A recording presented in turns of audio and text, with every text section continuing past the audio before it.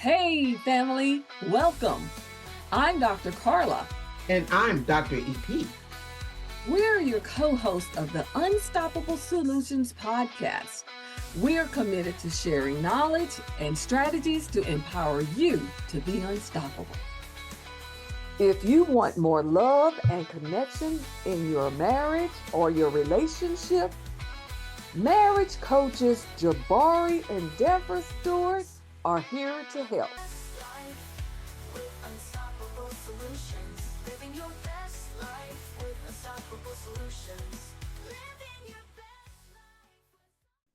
Welcome, Mr. Jabari and Mrs. Debra Steward. Thank you. Thank you. We are glad to be here. It's so good to be here. Thank you guys for having us. Yes, Absolutely. We're so excited that you're here. Yes, we are. And today we are going to celebrate marriage and relationships, especially for Valentine's Day, which really should be every day. Nevertheless, you guys are a beautiful couple. I mean, just a little chat we had. I mean, you've already got me kind of invigorated. It's all about replacing disconnection. I love that, with connection in a marriage. Yes. Looking forward to all the unstoppable strategies and tips you have to share and to keep us on track in our relationship. We are thrilled to have you with us today. Again, Debra and Jabari, we welcome you. Thank you. Thank you. Yes, let me formally introduce you. Debra and Jabari Steward are the founders of Keeping It Lit, an international marriage wellness movement dedicated to couples who desire to build strong, connected, and fulfilling marriages. Their work is deeply rooted in their faith. You hear me? Their faith and commitment to living out God's design for marriage. They are Christian marriage coaches who transform marriages into holy matrimony. They are purpose-driven marriage coaches and students of the Gottman Institute's Clinical Foundation in Couples Therapy. You are in for a treat. They got the credentials. Now you're going to get their knowledge. Dr. Carla, you can take it over. Thank you so much for sharing those credentials. You all have an amazing background and offering. Tell us how or what was the light bulb moment in your marriage that you realized that there was a disconnect? Oh wow, that's a loaded question. It wasn't a light bulb. It was like a lightning bolt. Lightning bolt. Wow. In 2023, I was in a whirlwind. Not just as a father, but as a husband as well. We were trying to get our son Isaiah into college, playing college basketball, and that time was really intense. And for that entire year, I've carried that responsibility on me, like a badge of honor, but also like a burden. And during that time, I was so focused on getting him into college that I neglected my marriage. And because I was kind of like in this tunnel vision of just get her done. You know, days would start early. I would go to work. Then after work, I'd sit in traffic, going to basketball games, practices, tournaments, and sitting in traffic. And we would spend all of our times in gymnasiums. The schedule that we had was 24/7, right, nonstop. I mean, imagine that, 24/7 nonstop. And this was going on for about 4 years, but 2023 was the year. It was crazy because we were so laser focused on getting our son into college that really I started feeling overlooked, as a wife. And, it was like I wasn't being seen, I wasn't being heard, I wasn't being valued that the way, that I needed. So, really during that time and just everything leading up to it, I really started to question if he was the man I was even supposed to be with. Wow. It was like that. So, I pretty much was going through this inner struggle and just really feeling disconnected because the love and intentionality that we used to share, it really was starting to fade. So, but at the same time, I knew how crucial it was to get our son into college. So I Right. just pushed forward and did everything I could to make that happen. And, you know, the problem was that while I was giving everything to our son's future, I was really just neglecting the foundation of our marriage. And it really wasn't until after well, we struggled through that and Well, then then we had a dramatic event happen that kind of brought all this. We didn't know we were disconnected. We didn't know it right. because Oh, we it were, was we were unconscious. for me and most men, you know, our job is to we're gonna go kill this meat and we're gonna eat it. Yay, man, we did our job. You know, that's what we expect from our wives. That's the most base nature of us as human beings, as men. You know, we want to be the providers and protectors. We do that. And then we're supposed to, you know, be supersized by our spouse's words of encouragement and affirmation. But what we fail to protect and cherish is our wife's emotion, our wife's her attitudes, everything about my wife. I need to do the same thing that I would do outside of this home, but I need to do it more within the home. So I wasn't doing that, and I didn't even know Deborah felt that way. Right, right. It was finally, you know, We weren't fighting or nothing like we that. weren't fighting, but we were just weren't connected. Yeah. And finally, you know, our son, he went off to college and then everything kind of settled down, but we were still like traumatized, like, you know, PTBS. PTSD. Yeah, post travel ball stress. Stress. Oh, wow. So we just, you know, just enjoyed not having to be in the gym Yeah. every night and every weekend, all day, Saturday, Sunday. And we were, you know, just enjoying sitting on the couch, pretty much doing nothing, That's right. even sleeping in on Sundays. But, you know, it still something was still missing. Yeah. Something missing. Yeah. So finally, you know, we sat down and we came together and we said, hey, we really need to find a church home. Because we didn't even have time to go to church. Like that was all out the question. Well, something happened before that. Okay. Yeah. Well, we want to know what that was. All right, let's hear the truth. So you know, we're sitting on the couch looking at each other like, we're just enjoying this too much. And we just start talking. We start Right. talking about finding a church home. But we didn't really do much about it. It was like December, late December. And then we went to see Isaiah in college. Right. And then right after we got back. Right. So right after, literally the day after we got back from visiting Isaiah and our son in school, that's when something happened that, wow, the worst thing that I had experienced up to that point. Yeah. My dad passed away. Oh, I'm so sorry. So I'm like a total daddy's girl. So Yes. that really just rocked me to my core, to the point where, you know, the grief was almost really unbearable. So, you know, at that time, I just was numb. So I just got with my brother. I kind of just put myself into Debra mode where I just, you know, took charge, do what I had to do, got the programs together, got the funeral arrangements, and then I still had to make sure that my mom was okay. Yeah, all of that. And, you know, I was doing all of that. Jabari, you know, he tried to support me the best way that he could, but I really didn't even know what type of support I needed at that time. Right. And I certainly wasn't thinking about my marriage, the health of my marriage at that time. Right. And then her dad's passing, it was a wake-up call, because after that, you know, it was a tragic event, but it was a wake-up call, and it was an invitation for us to kind of step out of the busyness of life, reevaluate what was missing. And like Deborah said, we had talked about it, but it was real at that moment. The rubber met the road hard, and the Lord told us that, hey, you guys don't have a spiritual connection.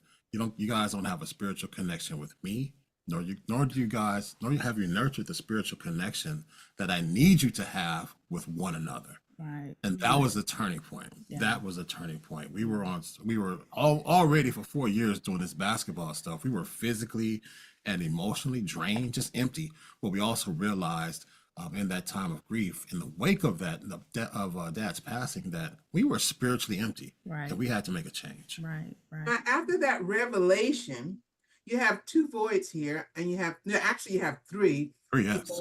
Deborah is daddy's girl and she lost her dad, and that's a big hole in her heart, and I can identify with that. And then she wasn't getting the attention because women crave attention. So do men. Wait, So wait, do I'm men. going there. Let's give us Hold tight, Jabari. I got you. I got your back. And then, like that confirmation from the wife that I am the provider that you need. So both of you have these voids in your lives, and God revealed that there was a disconnect. Yeah. Oh yeah. What did you do? What did you do at that moment? Look at each other, and what did you do? We prayed. But our prayer was very specific. Yeah. Our prayer was very specific. We prayed that God would lead us to the right place. Yeah. To the right church. Yeah. And we describe that for me, Deborah. Describe that, going to that right church. I want to hear this. Wait, can I jump in before that? Yeah. Because we talk about that disconnect. It's relational between me and Deborah, or it was, and it's also relational between God. We had to fix it between us first before we went to God. I don't want us to gloss over that part, because we did pray, but how can two come together unless they agree? So we first had to have the conversation. Hey, this is where we are, and God was already speaking to both of us. So we actually had to sit down and say, and Deborah had been voicing it for a while, that hey, we need to kind of maybe get back to a church home and find a spiritual home. But the key about it is that we communicated about it in honesty. We communicated about it in love, looking for a solution, not blaming one another, saying, hey, we need to find a spiritual church home. And then that's when we prayed. Right. So we came together, prayed about it, and we kind of had a few ideas in mind, few churches in mind. We wanted to stay local, not too far. So we visited a few churches. And we went to with his history of going to Saddleback, my history of going to Saddleback for a little while, we went to a closer Saddleback South Bay. So we walked into Saddleback South Bay, and really honestly you could feel the love when you walked in. We got hugs and love, lots of love and smiles. And what really tripped us out, for lack of a better word, is that when the pastor preached, every single message we heard, we went a few times, and it felt like he was talking just to us. That's right. Like what the things we're dealing with that week, that day, that month, it was like it was just to us. Yeah. So we said, this is it. This is where we belong. And then we actually started serving together. And that's really where we really started to reconnect, not just with each other, but with God and with each other when we start serving together. Yeah, that was a real key. And so you guys got rid of that disconnect and connected. I love it. Now tell me this. You're now connected spiritually and naturally and all that. How did that drive you to keeping it lit? I love that, keeping it lit title. How did you get there? I mean, because you're already lit. So how did you get to keeping it lit? Right. Dr. EP, one of the things that our mission is that you're most equipped to help the person you were 2 years ago. And that was our paradigm. Say that again, Jabari. You're most equipped to help the person you were 2 years ago. I like that. Bottom line, the scripture about that is to be all things to all men, but also to let your light shine. Our light was our experience going through that darkness in our marriage. Right. And of course, you just asked the question, well, how did you guys come out of it? So the only thing we did, we just had to go back and kind of iterate, well, what did we do? Right. What did we do? And from that, we birthed the Keeping It Lit signature framework. We decided that, hey, what we did is like phenomenal. And we had no idea that the connection that God would bring to us and work through us and in us would be so amazing. And so we want to share this with other couples who may be struggling, because it doesn't matter if you're married for 50 days or 50 years, you can still be going through a level of disconnect. And it's actual disconnect is actual an opportunity to get to know your spouse. Right. It's just Right. how you deal with that. Coming through the tunnel of love. Are you going to be selfish? Or are you going to be godly and unselfish about it? So what we did to answer the question. Okay, so really, Because I'm a preacher, so you don't want to give me a microphone. so what happened is that renewed connection, it actually gave us our purpose. Yeah. So just like he said, it birthed our purpose. And, we realized that through our journey, God gave us this signature framework for marriage transformation. That's right. And it was just amazing because it was how we did it. Yeah. How do we do this? So basically it's the solution that changed our marriage, and it helped us get on this journey from what we would call fine to phenomenal. That's right. It really helped us reconnect with God, reconnect with each other. And, basically it was born out of our own marital disconnect. That's right. So that's how that's how it came about. Yes. So the signature framework, it is based on 4 foundational pillars. And the first one is spiritual connection. And what that is, it is fortifying the spiritual bond with God and with each other. Yes. And that's based on John 15:5, which says, without me, you can't do anything. Can't do nothing. We know with God, without Jesus, we can't do anything. be a spouse, So we can't do need that spiritual bond. And the second one is selflessness and service. So what that is learning to serve one another with Christ-like humility. Yeah. And that's based on be humble toward one another, always considering others better than yourselves. And that's based on Philippians 2, 3, and 4. Right. You say our last two? The third pillar, I touched on it earlier. The third pillar is communication and love. Yeah. And that's the principle of fostering honest communication, fostering communication that fosters love, trust, and understanding. Being able to listen to understand and not listen to respond. And also being able to express yourself, because communication is 2 ways. Right. You have to, it's a hearer and there's a receiver, and the message between both has to be clear, has to be crystal clear.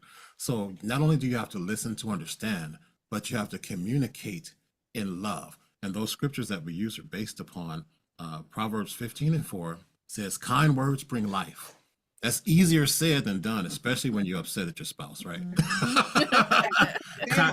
Kind words bring life. And then the second part of that is Matthew 18:15. We use this a lot in the body of Christ, and we use it incorrectly. But it says, if another believer sins against you, go privately and point out the offense. We try to use that for our coworker or for the person at the grocery store, but how much more should we use that in our marriage if we're believers? Right. Yes. Yeah, and a lot of times, if in a marriage, if we get offended by our spouse, we try to hold it in, and we don't try to go to them. We don't communicate in love, like how we're really feeling, like, hey, I was really offended. But we don't say that to our spouse. So how can you have reconciliation if you don't talk about your offenses, honestly? So communication and love is our third purpose. And our third foundational pillar, our last pillar is just quite rubber meets the road, forgiveness and grace. Forgiveness and grace is bottom line, based upon Ephesians 4:32. Be kind to each other, tenderhearted, and here it is, forgiving one another, just as God forgave you. Yes. Forgiving one another, just as God forgave you. So I don't have a right nor a privilege of any type or any type of criteria to hold a grudge against my wife, because Christ has forgiven me for so much. And what if he treated me in the same fashion where he held a grudge against me as I hold a grudge against my spouse? That's not going to work out for me very well. So that's our 4 foundational pillars. Well, as I listen to the foundational pillars, I really just hear the foundation of love. That's Yes. That's That's what I hear. I hear the foundation of what love really is. And it's just a beautiful concept of how you all have put this together. There's a crisis in the United States. The divorce rate is unbelievable. Generally, for the first marriages, it's estimated about 41% rate of people get a divorce. Second marriages, about 60%. Then even a third marriage, 73%. So can we talk, what do you see as some of the factors there? I know we're talking about disconnect. Do you see that being maybe one of the factors that's causing some of these divorces or having this high rate? And or how can the pillows and keeping it lit help in this area?